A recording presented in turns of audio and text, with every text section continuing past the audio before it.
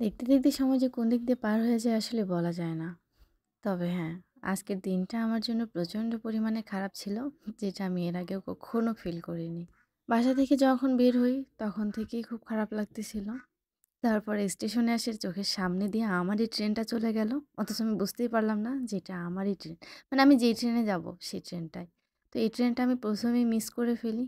তারপরে অপেক্ষা করতে হয় আরও অন্য একটা ট্রেনের জন্য।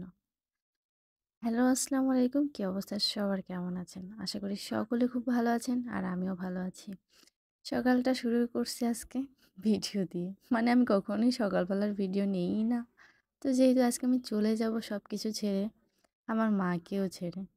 তাই একটা ছোট্ট একটা ক্লিপ নিলাম যে দেখি কী অবস্থা।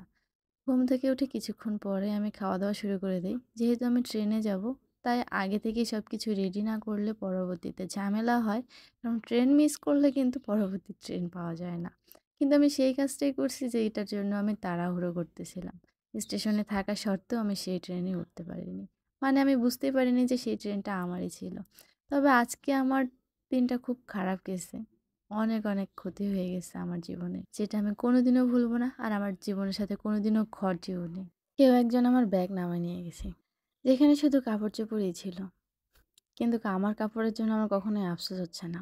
খারাপ লাগতেছে যে আমার মায়ের স্মৃতি হিসেবে আমি কয়েকটা কাপড় নিয়ে আসছিলাম। সেই কাপড়গুলোও সেখানে ছিল। বুঝতেই পারিনি। আর কার যে ওই সাধারণ সিম্পল একটা ব্যাগ চোখে পড়লো, আর আমার ব্যাগটাই তাকে নামায় নিয়ে যেতে হলো।